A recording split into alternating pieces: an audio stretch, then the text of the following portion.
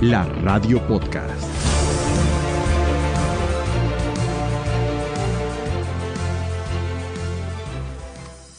Hola, hola, bienvenidos una vez más al podcast de la justicia, tu podcast favorito. Estamos aquí, Mercedes, con una súper invitada el día de hoy, ¿verdad? Bastante. Además, buenísimo porque seguimos con el mismo La línea de protección. y línea de protección que tanto nos preguntan por las redes sociales. Así mismo, recuerden que pueden ya mismo conectarse a través de nuestro canal de YouTube de la Radio Podcast y vernos en vivo. También pueden vernos posteriormente en diferido y no olviden, por favor, seguirnos en nuestras redes sociales, tanto en Instagram como en TikTok, @la Radio Podcast. Porque ahora además bailas. Ya, claro, bailamos. Ahora bailamos. Sí. Entonces, nada, no olviden seguirnos a través de nuestro TikTok, que quizá más adelante nos animemos con otro bailecito, ¿no, Mercedes? Puede que sí, me vas a tener que pagar, pero sí.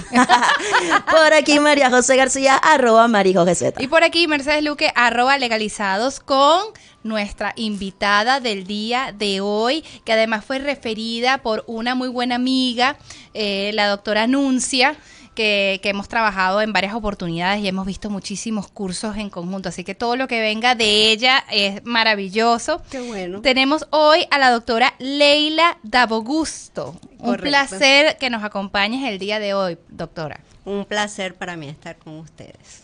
Bueno, María José, ¿quieres? Mira, ¿sabes qué? Me parece muy cool que estemos siguiendo la línea de protección, porque veníamos de puros penalistas. Sí, los penalistas son peligrosos. Sí, por ahí vale. hay una. Sí, claro, peligrosa. viene uno. Lo que pasa es que los temas son súper interesantes, pero esto no deja de ser interesante porque además son los derechos de los niños, niñas y adolescentes, los pequeños de la casa. Entonces es importante que las personas que nos están viendo y que nos están oyendo tengan estas herramientas que el día de hoy vamos a completar con el programa anterior, donde Sí. estuvimos conversando acerca de la manutención. Sí, la manutención, la custodia, todo el tema de las instituciones familiares. Y me gusta también el tema del acoso escolar, que está también en boga, ¿no? Pero antes de llegar a ese tema, vamos a conversar con la doctora sobre el tema de la protección y el consejo como tal, y antes de llegar a todas las instancias judiciales, porque hay mucha gente que nos dice, oye, pero ven acá, nada más puedo hacer esto en tribunales. No hay otra forma de hacerlo, no hay una instancia anterior o no tengo cómo llegarme hasta los tribunales competentes. No, y también incluso entre los mismos abogados, Mercedes, que no saben cuáles son las competencias o el alcance o límite del Consejo de Protección, qué se hace allí y qué se hace en tribunales. Exactamente. ¿Hasta dónde puede llegar el Consejo de Protección y cuándo, lamentablemente, mira, hay que llegar a instancias judiciales? Así Entonces, mismo. para eso tenemos a nuestra invitada del día de hoy. Doctor, ¿qué nos puedes comentar sobre el Consejo de Protección como tal? Ok, fíjense, vamos a empezar estructurando. En cada municipio debe existir un consejo de protección de niños, niñas y adolescentes, un consejo municipal de derechos de niños, niñas y adolescentes y una defensoría. ¿Ok? ¿De qué se encarga el consejo municipal? De atender los derechos colectivos y difusos. Colectivos y difusos, ¿qué me refiero? Cuando tenemos, por ejemplo, un colegio completo. Okay. Tenemos un colectivo, es difuso porque no puedo identificar que este niño es Pedrito o este niño es Juancito, sino que tenemos todo un colectivo, ¿ok? Y el Consejo de Protección va a atender a los chamos de forma individualizada, cuando sabemos que hay la vulneración de los derechos de un niño en particular. Y la Defensoría es la encargada de promover o de difundir los derechos de los niños. Ellas también pueden en algún momento hacer un tema de acercamiento, de conciliación, pero todo dependiendo de la materia que se presente en ese momento, ¿ok? ¿Qué hace el Consejo de Protección? El Consejo de Protección es un órgano administrativo que depende de la alcaldía, ¿ok? De la alcaldía de cada municipio.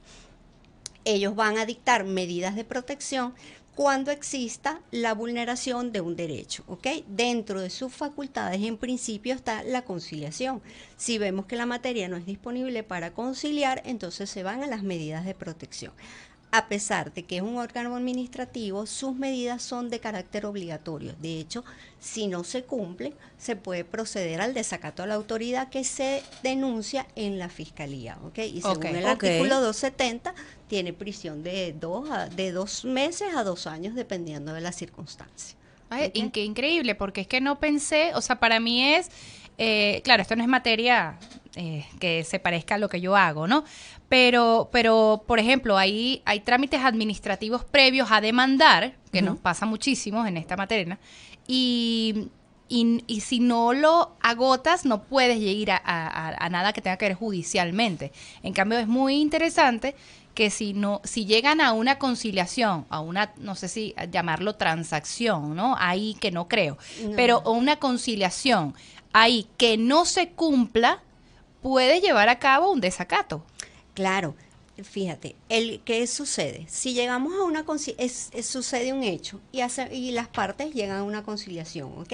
Se levanta un acta y los acuerdos que tengan esa acta son de obligatorio cumplimiento. Si no se cumplen, el paso siguiente es dictar una medida de protección en favor de la víctima. Si la medida de protección tampoco se cumple, es cuando se genera el desacato a la autoridad y es cuando pasaríamos a la fiscalía, ¿ok? Ese es, digamos, que es como decir, el paso a paso para llegar o accesar a la fiscalía por esta vía. Oye, pero ¿ok? qué bueno que dicten medidas igualmente Sí, ahí. sí. Fantástico. Me surge la duda, es que por tratarse de un ente administrativo existen los recursos. Sí, claro. Si se dicta una medida de protección y la persona no está de acuerdo con esa medida de protección, tiene 5 días para recurrir ante nosotros. Ante el Consejo de Protección. Lo que pasa La es que costumbre. como fui consejera de protección tanto tiempo, siempre me mantengo como en el cargo, ¿no? Se recurre ante el Consejo de Protección, el Consejo tiene 5 días para responder y en caso de que la persona no esté de acuerdo, va a la vía judicial. Ay, qué interesante.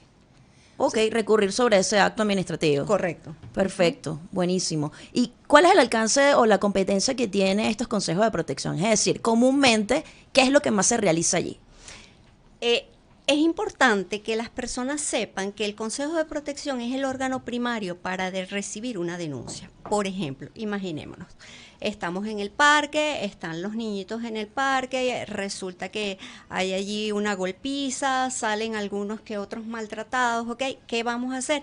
De allí vamos al Consejo de Protección y informamos al Consejo de Protección, hubo una pelea, hubo estos niños que están maltratados, este maltrató al otro, no sé qué. El Consejo de Protección notifica a las partes, abre un lapso de prueba de 5 días, ¿ok?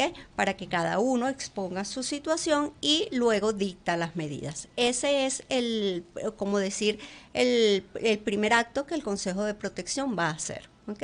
Cuando surge una situación como esta. Sí, porque las personas, o sea, tienden a pensar, incluso, insisto, profesionales del derecho que no están familiarizados ni son especialistas del área, tienden a pensar de que todo lo que sea con respecto a niños, niñas, adolescentes, absolutamente todo se tramita en el Tribunal de Protección. No, el órgano primario es el Consejo de Protección, porque ahí recibimos orientación, recibimos medidas de protección y podemos solventar la situación en sede administrativa. Si no requiere informar a la fiscalía y la fiscalía abrir un procedimiento, ¿ok? Imaginémonos en casos de abuso sexual, ya el Consejo de Protección debe informar a la fiscalía abre su procedimiento, pero el consejo sigue dictando medidas pedagógicas, por ejemplo, inclusión del niño o el adolescente y su familia en algún programa psicológico, ya sea diariamente o en régimen de inclusión, puede haber un programa de apoyo, o sea, hay varias medidas que el consejo puede tomar paralela a la investigación que la fiscalía pueda hacer. Pues está muy interesante. Descubriendo un mundo nuevo. ¿Viste? Qué bueno, Todos los viste días se todos aprende. los invitados. Además, todos los días se aprende algo nuevo. Fíjate que yo había escuchado que en el mismo Consejo de Protección se puede llevar a cabo los permisos de viaje. Sí, también he escuchado del otro lado que, por ejemplo, en Maiquetía hay algunos funcionarios que no permiten un permiso de viaje emitido por el Consejo de Protección. ¿Cómo podemos orientar a los oyentes en cuanto a eso? Porque también nos ha dicho, mira, por notaría tampoco se pueden hacer los permisos, los hacen por notaría, pero entonces en Maiquetía o en algún otro lado dicen, no puede salir porque está esto emitido por notaría o no está emitido por el tribunal competente, Sí, quizás ¿no? también, opera lo de siempre, el mal que siempre hemos denunciado, la falta de unificación de criterios. De los funcionarios, o el día del funcionario. que eventualmente diga, mira, ¿sabes qué? No, yo tengo entendido que si no viene de un tribunal no hay permiso de Y de ahí no viaje. lo saca nadie. Y de ahí no hay manera. Entonces, ¿cómo podemos orientar un poco a los oyentes en cuanto a los permisos de viaje, que es algo muy, muy usual, Sencillo. si se pueden Tanto hacer ahí? nacionales como internacionales, Como porque ahí internacional. cabe la duda también de, mira, el internacional, bueno, sé que quizás ante el Tribunal de Protección, pero si voy a ir con mi hijo y también los distintos supuestos, cuando va madre sola y padre no viaja, o caso diferente, o quiero enviarlo con alguno de los familiares, entonces siempre surgen todas esas dudas, ¿a dónde acudo? ¿Se puede hacer? Mi hijo puede viajar con una tía, por ejemplo. Claro, ya habían dicho que cuando eran nacional no necesitaban permiso, pero ahora Pero- sí están pidiendo permiso. Sobre Entonces, todo en estos días me enteré que Margarita. Sí, están pidiendo para Exacto, Margarita, sí. porque es un aeropuerto internacional. Y no, lo están pidiendo en general, saliendo, si estás saliendo, por ejemplo, de Caracas, te están pidiendo el permiso, sea una persona, un tercero o uno de los padres que viaje solo, la autorización del otro. Ok, vamos A organizarnos. Sí, Me va- encanta, vamos. para eso la trajimos, Doc. Vamos a organizar todo esto. En principio, ¿qué dice la ley? La norma. La norma establece que los permisos de viaje se otorgan cuando, a nivel nacional, cuando el niño va a viajar con una tercera persona. ¿Ok? Si el niño va a viajar con uno de sus padres, no hace falta permiso de viaje de la otra persona. ¿Ok? Nacional. Nacional. Ok. ¿Ok? Estos permisos de viaje pueden ser expedidos por el Consejo de Protección o por una notaría. ¿Ok? En principio. Ok. Luego nos vamos a lo internacional. Cuando el niño va a viajar con uno de los padres, el otro papá autoriza para que el niño viaje fuera del país. ¿Ok? Ese permiso de viaje lo puede dar igualmente el Consejo de Protección o las notarías. Eso lo dice la ley en principio. Ok. Sin embargo, hemos tenido una cantidad de modificaciones que hemos tenido que ajustarnos cuando hacemos los permisos de viaje, porque ahora las notarías hacen unos sí y otros no. Sí. ¿Ok? Unos que, por ejemplo, hay notarías que te aceptan el permiso de viaje internacional, es decir, mamá autoriza a papá, o hay unas notarías que te dicen, no, vaya al tribunal. Pero realmente la norma nos dice que el tribunal va a generar el permiso de viaje única y exclusivamente cuando los padres no se ponen de acuerdo para el viaje. ¿Ok? Si no hay acuerdo entre papá y mamá, es el juez el que tiene que decidir qué tan conveniente o no es este viaje para el chico o para la chica. ¿Ok? Eso es lo que dice nuestra norma. Pero, bueno, Pero. sí, exacto, tenemos ese pero que nos tenemos que ir ajustando ahora. Entonces, el Consejo de Protección hace unos permisos de viaje y las notarías hacen otros permisos de viaje. Entonces, bueno, cuando vamos a hacer un permiso de viaje, lo recomendable es tratar de hacerlo con el mayor tiempo de anticipación posible, porque incluso en el caso del tribunal son 10 días antes que tú tienes que presentar la solicitud, 10 días antes del viaje. Entonces es recomendable que la familia se organice, busque la información correcta, si este consejo me lo puede hacer, si es la notaría, si no es por notaría, y entonces, sabes, ahí juega un poquito lo que en el tapete esté en el momento en que se vaya a generar el viaje. Y ahorita que hablas del tema del consejo, me surgió una duda. Si cada consejo está por cada alcaldía, Por cada municipio. por cada municipio, Correcto. si yo tengo que solicitar cualquier proceso o procedimiento en esos consejos, pero tiene que ser donde vivo. Correcto. O sea, no es que voy, yo vivo en el Latillo y me voy a ir para Chacao. A que me queda más cómodo, vi que hay Sí. menos personas Yo y voy trabajo para por allá. aquí cerca, yo trabajo por aquí cerca, entonces me voy a ir, no. No, Entonces- todo lo que tú vas a gestionar en Consejo de Protección debe ser en el municipio donde vive el niño o el adolescente. O sea, que solicitan una Una constancia de residencia. Correcto. Ok, entonces, bueno, no se vayan, si viven en Altamira, no se vayan a Latillo para hacer nada en el Consejo de Protección porque les van a decir que no, porque lo primero que piden es una constancia Es de una residencia. constancia de residencia. Por lo menos si vives en un edificio, la de la Junta de Condominio es suficiente, ¿ok? Ahora, si vives en una zona de casa, pues ahí por lo general las juntas comunales de repente te pueden hacer, o el registro civil simplemente. Ah, pues. Creo que es importante que los padres que nos están oyendo y que nos están viendo en este momento, sepan que nos ha ocurrido algunos casos de que en Maiquetía devuelven a las personas cuando tienen permisos de viaje de notaría. Simplemente porque no hay unificación de criterios. Entonces, salvo para evitar que eso ocurra, lo más recomendable es que, bueno, lo hagan ante el tribunal correspondiente, que allí sí no va a haber ningún tipo de objeción.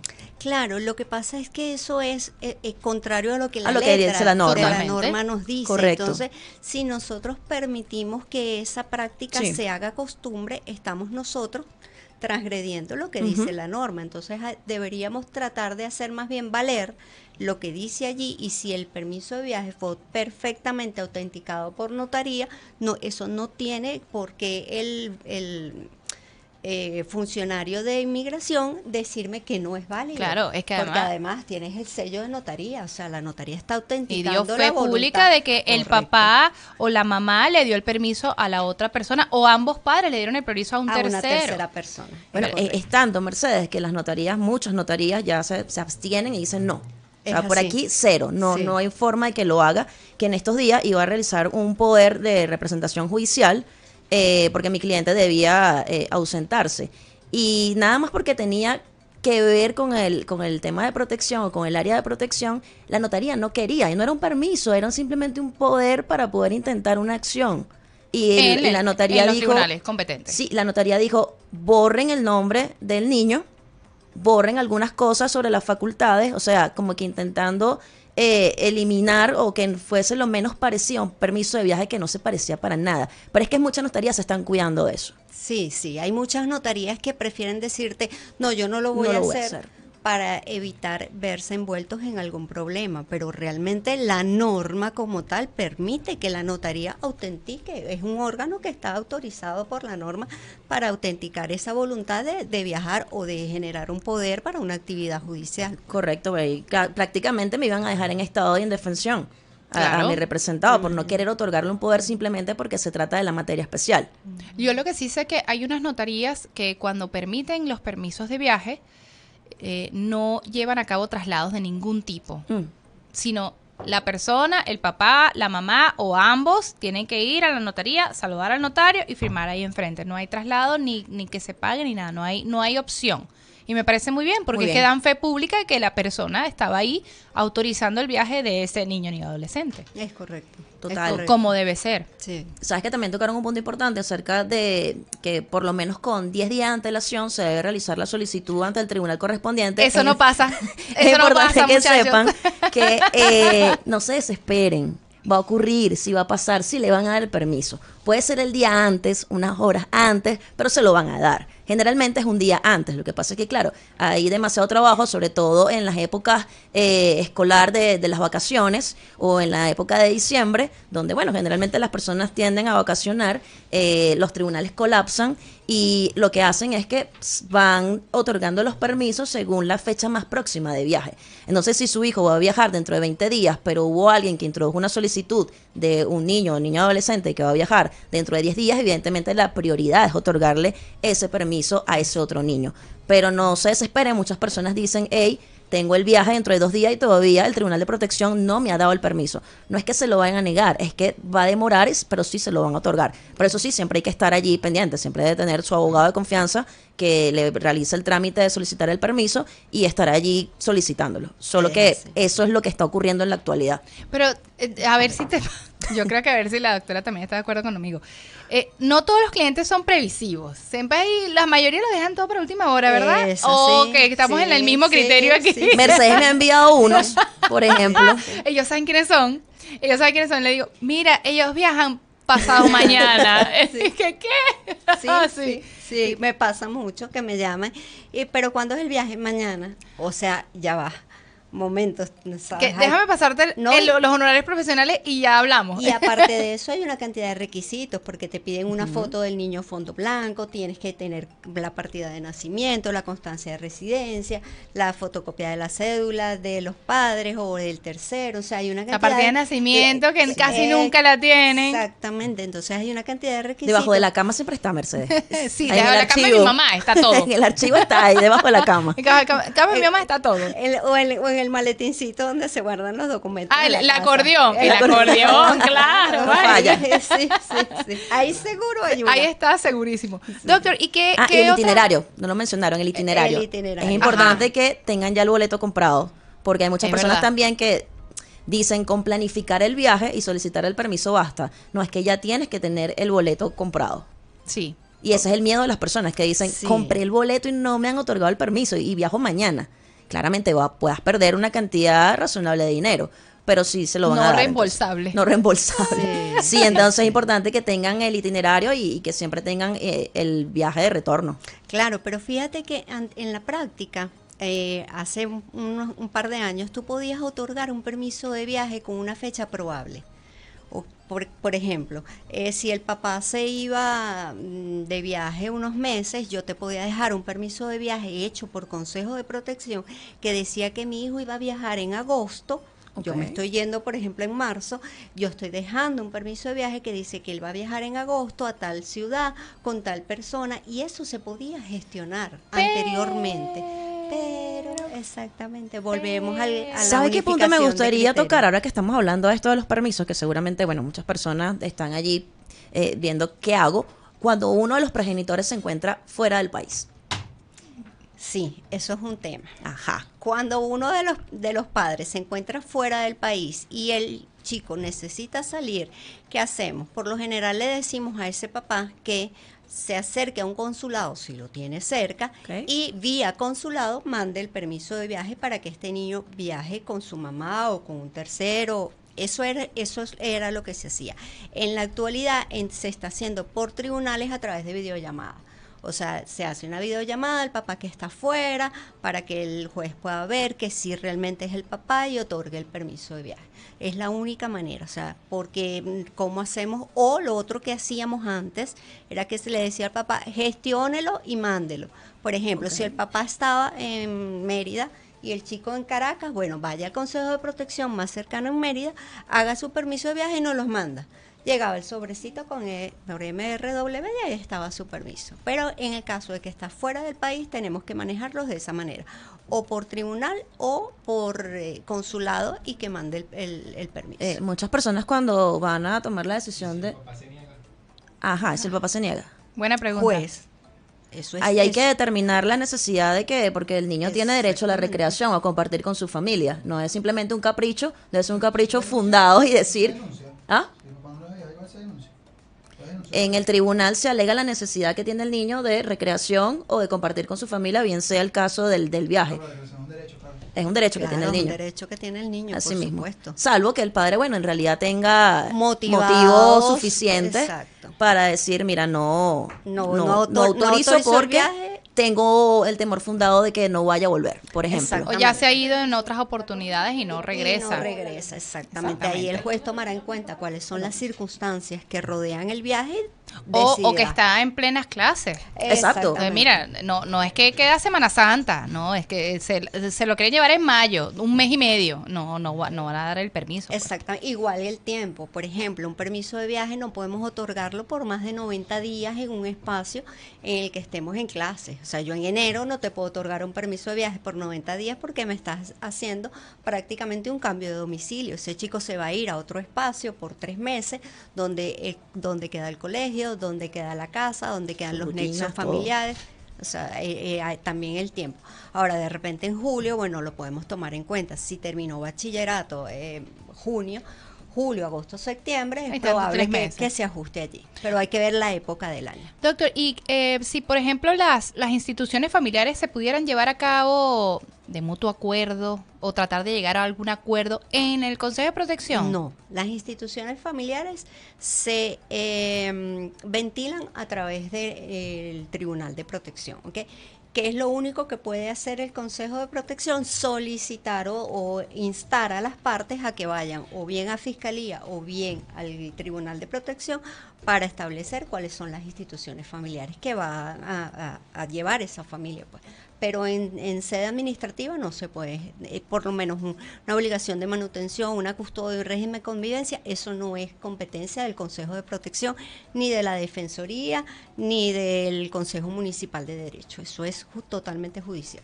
Ok, entonces creo O que a través de la Fiscalía. En fiscalía también puedes establecer, si hay mutuo acuerdo, puedes ir a fiscalía y establecer el régimen de convivencia y obligación de manutención que van de la mano siempre. Entonces voy a reformular la pregunta. ¿Qué otras cosas, además de los permisos de viaje, se pueden llevar a cabo en los consejos de protección?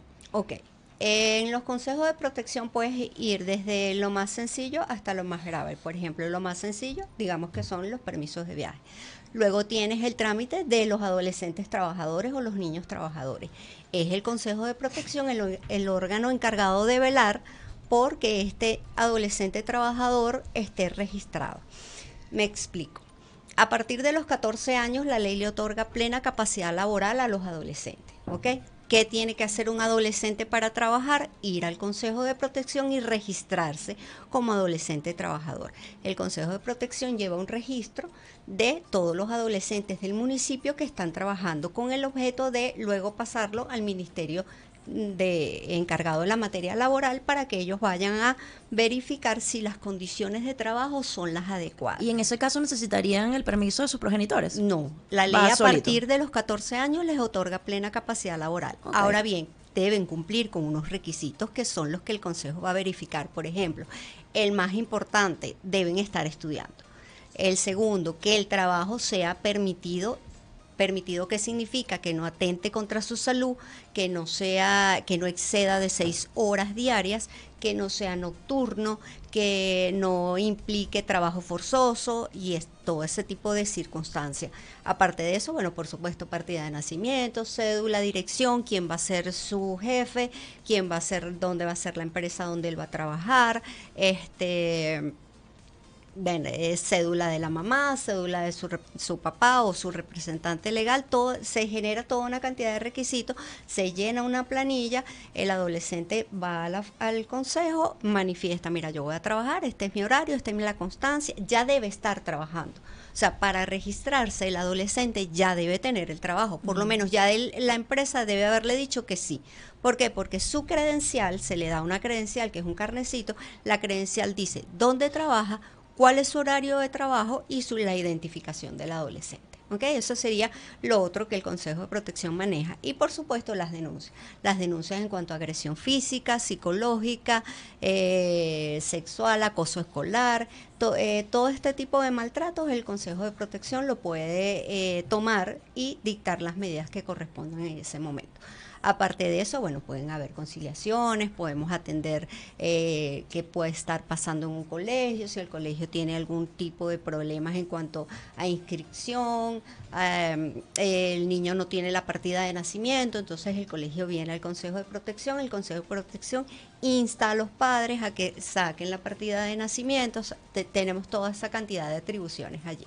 O sea, todo eso se puede manejar en el Consejo de Protección.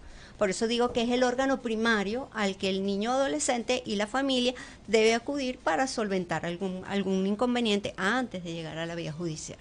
Porque ya para llegar a la vía judicial pues deben pasar otras circunstancias. Y con la experiencia que usted tiene, ahorita que mencionó el tema de acoso escolar, ¿los padres suelen ir primero al Consejo de Protección o como padres van directo a la instancia judicial, que es un poco más, no sé si la palabra no es efectiva, pero es como un poco más radical? Lo sienten contundente. Lo sienten un poco más contundente que el Consejo de Protección. Hay familias que dicen directamente me voy a la fiscalía y hay otras familias que van primero al colegio.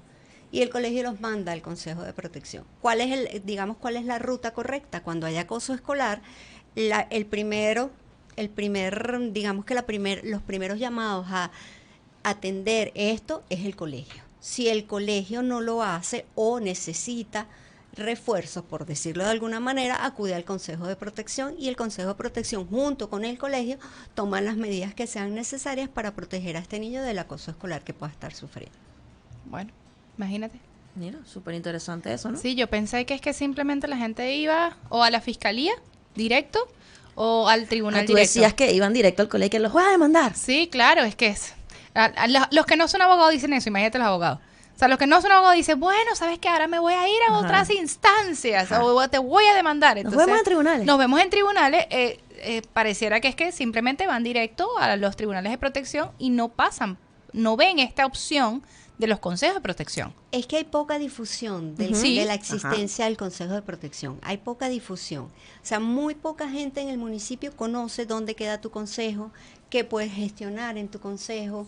Los niños, incluso los adolescentes, pueden ir solos al Consejo de Protección a hacer solicitudes, porque para eso ellos tienen derecho a ser oídos, derecho a participar, derecho a hacer peticiones. O sea, ellos solos pueden ir al Consejo de Protección y decir, me está pasando esto, necesito ayuda. O sea, ellos incluso pueden hacerlo. Entonces, yo creo que debemos hacer más difusión de que estos organismos existen, qué hacen, cómo lo hacen, para que la comunidad pueda llegar a ellos y puedan obtener por lo menos un primer resultado. Si ese resultado no te sirve, no es correcto, lo recurres y no te va bien, bueno, entonces te vas a la vía judicial. Pero hay que hacer un poco más de difusión de estos organismos. Y más Sí, cuando hay conciliación ahí. Es correcto. Por eso quisimos promover este espacio, porque vimos la necesidad de que, bueno, incluso nosotras mismas hay cosas que desconocíamos que pueden tener alcance del Consejo de Protección. Ya veníamos la semana pasada de conversar acerca de la vía judicial, de cuáles son las acciones que se pueden intentar allí, específicamente el tema de la obligación de manutención, el régimen de convivencia, bueno, todo lo inherente a el comportamiento de los padres con los hijos en instancia judicial. Sin embargo, aquí, bueno, estamos aprendiendo de que también hay unas cosas que se pueden manejar. Hay quizás muchos casos de vecinos que han observado conductas inapropiadas de los padres con los hijos, casos de violencia, y no saben a dónde ir, no saben, dirán, bueno, tengo que ir. Hay un dicho que las personas tienden a decir la lobna, ¿no? Que le colocan el Sí. nombre de la lobna Voy al a ir para circuito, la ¿no? lobna. Voy a ir Sí. para la lobna, vamos a la lobna, te voy a llevar a la lobna, te va a caer la lobna. Eso está mal. Y todo eso está mal. Mal, eso está mal. Lo es la Exacto. ley, no el Exacto. sitio. Bueno, a ver, a mí cuando a veces digo que me vayan a buscar, tengo que decir, venme a buscar frente a la lobna. Porque si no, no te van a entender. Si tú dices, venme a buscar en el circuito de protección de niños, niñas y adolescentes, porque ya todo el mundo lo relaciona. Por eso también es algo que está mal y que debemos nosotros los abogados tener la tarea de corregir y decirle a las personas, el lugar es el circuito de protección de niños, niñas y adolescentes. Y la lobna es la ley. Pero bueno, creo que va a ser difícil quitarle a las personas el decir que te voy a llevar a la lobna. Eso es igual que el término menor. El Ajá. término También. menor, Erradicado. Totalmente erradicado con la entrada en vigencia de la LOMNA. O sea, ya el abogado que me hable a mí de menor, ya yo sé que no se ha leído la ley, no se ha estudiado, porque a lo mejor el común, la comunidad, bueno, puede todavía tratar de hacerlo. Pero si tú conoces un poquito la materia, sabes que el término menor está totalmente erradicado. Yo estudié con la ley tutelar del menor y aquella ley era fatal, o sea, los niños eran un objeto, no existían, no tenían derecho, no podían participar, o sea, era como un mueblecito que tú movías de un lado a otro. Me parecía una ley terrible, pero cuando entra en vigencia la LOMNA y empiezo yo a estudiar esta ley, me enamoré de ella. De hecho, o sea, yo soy una amante de esta ley. Muy garantista. Yo considero que tenemos una ley maravillosa, maravillosa, maravillosa, que le da al niño la posibilidad de restaurar muchas conductas inapropiadas que recibe. Creo que le permite, todos estos derechos les permiten a ellos salir adelante de una manera diferente cuando teníamos la tutelar. Bueno, yo vi hace poco en los tribunales de protección una muchacha, ella tendría una adolescente de 14 años, puede ser 13, 14 años, que le dijo a la mamá, aquí no me puedes gritar, porque aquí te meten presa. Y yo dije, wow, y yo sentadita así esperando una copia, yo dije, no puede ser, están bastante adelantados en cuanto a la ley. Claro, lo que pasa es que A mí no me puede pero es gritar. que- Le digo, aquí no me puede. Le hizo así como que, mira, los que están viendo, le hizo así como con el dedo. Le digo, aquí no me puedes gritar. Aquí te pueden meter presa. Y yo, ¡ah! Niña. Claro. Yo le digo- Yo le digo eso a mi mamá ahorita, ¿Qué? a la edad que tengo, y creo que igual me pega. De No me una. salgo. No, tiene que salir No, pero es corriendo. que también los niños, actualmente los niños, niñas, adolescentes, saben mucho acerca de sus derechos, ¿no? Pero Me ¿y parece las bien. obligaciones y los deberes? Sí. O mira, mi mamá me está obligando a hacer las tareas, esto es maltrato. Sí. Claro, es que mira, fíjate. Depende, si es con el libro Angelito, sí, a veces había maltrato. Había. Sí, confirmo, había maltrato. Había. Pero fíjate, es que eso es importante. Por ejemplo, yo voy mucho a los colegios para informar a los niños cuáles son sus deberes y cuáles son sus derechos. Entonces, claro, siempre vemos que la ley tiene 75 derechos y un solo artículo que nos habla de los deberes. Pero si tú estudias realmente el contenido, ¿qué significa cada derecho que tenemos allí? Un deber. Claro. O sea, son 75 deberes que tenemos ahí. Es más, tenemos 76, porque tenemos 75 enunciados como derechos y uno solo como deber. Entonces, siempre yo les hago a ellos ver esa situación. O sea, no es que ustedes tienen 75 derechos de los cuales se van a aprovechar y no que no tienen sino un solo deber de honrar a papá y mamá, hacer la tarea, recoger. No, ustedes tienen 75 deberes, porque si yo tengo derecho a que me alimenten, yo tengo el deber de no meterme con la lonchera de mi compañero, por ejemplo, porque él también tiene que alimentarse. Si yo tengo derecho a la educación, yo tengo el deber de ir a mis clases. Entonces siempre se los volteo de esa forma, como para evitar ese empoderamiento de que tengo muchos derechos que me da esta ley, sí, pero también te está dando un montón de deberes que tienes que cumplir, pues. Bueno. Entonces siempre lo enfoco de esa manera. Otra cosa que les quería comentar que se me pasó en el tema del Consejo de Protección, hay una medida importantísima que el Consejo de Protección dicta, que es el abrigo. ¿Qué es el abrigo? ¿Okay?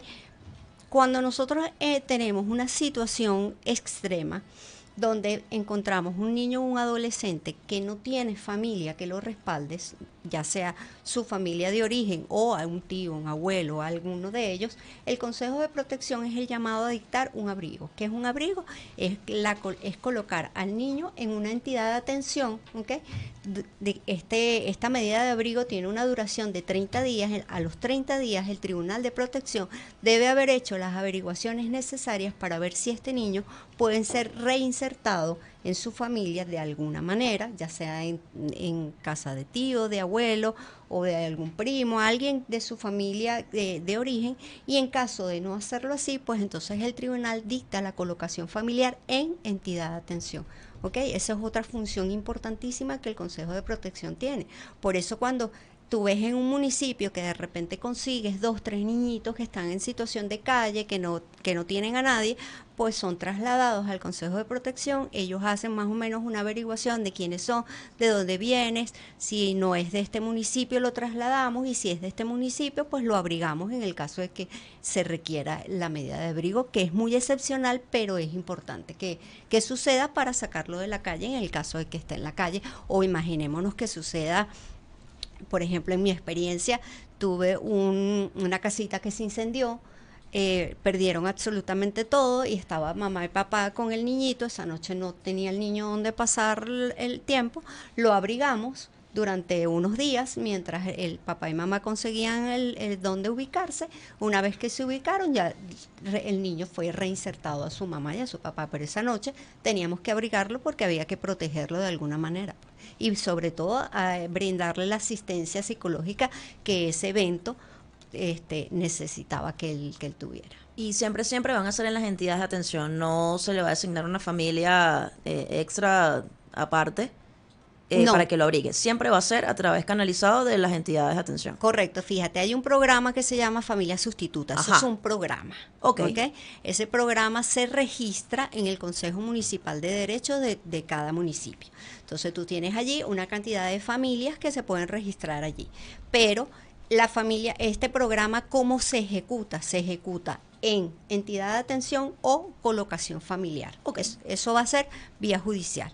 ¿Okay? Es el tribunal el que va a decir si el niño se queda en la entidad de atención o existe alguna familia que ya previamente esté entrenada, esté apoyada, esté o respaldada, mejor dicho, por este programa que se llama Familia Sustituta. Entonces el niño puede colocarse allí. Pero en principio el abrigo solo se va a dar en entidad de atención. Buenísimo. Mercedes. No, nos quedamos cortos de tiempo. Tenía una pregunta chévere. Adelante, Ay. rápido. No, es rebuscada. Es rebuscada. No, Es Mercedes, como ¿pero por qué? ahorita que la fiscalía están llevando a cabo los temas de desalojo o recuperación de inmuebles. Lo que te encanta. Por supuesto. En cuanto, o sea, el Consejo de Protección pudiera llevar a cabo, los niños y adolescentes que están dentro de esos inmuebles que están desalojando, ¿ustedes hacen eso? O sea, usted se puede llamar, mira, señores Consejo de Protección, está pasando esto con una fiscalía X y hay 3 niños, por ejemplo, dentro del inmueble. ¿Ustedes llevan a cabo ese tema del abrigo? Sí, claro, te explico. Cuando tenemos un procedimiento de desalojo, ¿cuál es la función del Consejo de Protección? Ir a garantizar que ese niño esté abrigado, ¿ok? Si no tiene una familia donde lo podamos ubicar. Por ejemplo, si hay un desalojo, pero este chico o estos hermanitos pueden ir con la abuela esta noche, pues ellos van con la abuela.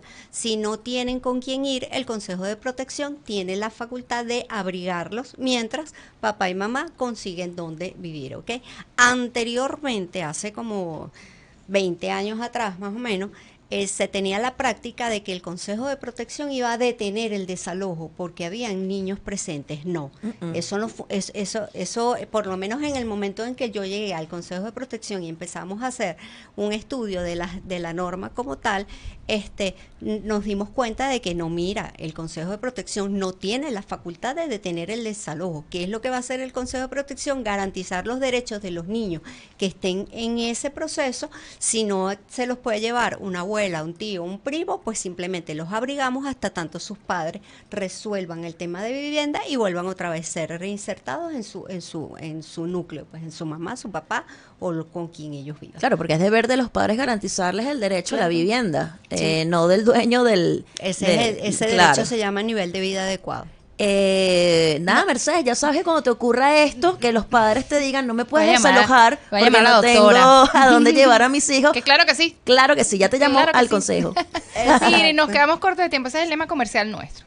Sí. O sea, nosotros tenemos el podcast de la justicia y abajo nos quedamos cortos de tiempo. O los abogados hablamos mucho, o de verdad el que hay tiempo pasa mucho. volando y Sí. producción debe ver sí. qué hace con nosotros. Si nos dan una horita más. Pues media hora, Tenemos media muchas hora. cosas que Suficiente. desarrollar. Sí, bastante. Bueno, queda la invitación abierta para que nos Gracias. pueda acompañar en un Por próximo supuesto. episodio, porque probablemente puedan haber preguntas, así que por favor déjenlas aquí debajo de este video y bueno, la doctora con gusto va a poder responder esas preguntas quizá en un Totalmente. próximo episodio o a Claro través que de sí. nuestras redes sociales. Recuerden seguirnos a través de nuestra cuenta en Instagram y en TikTok @la radio podcast. Por aquí María José García @marijogueseta. Por aquí, Mercedes Luque, @legalizados. Doctora, sus redes sociales. Leila 22, Luna Piso Bajo y Justicia 4.0, 0 en letras. Ok, buenísimo. perfecto. Bueno, será hasta una próxima oportunidad. Chao.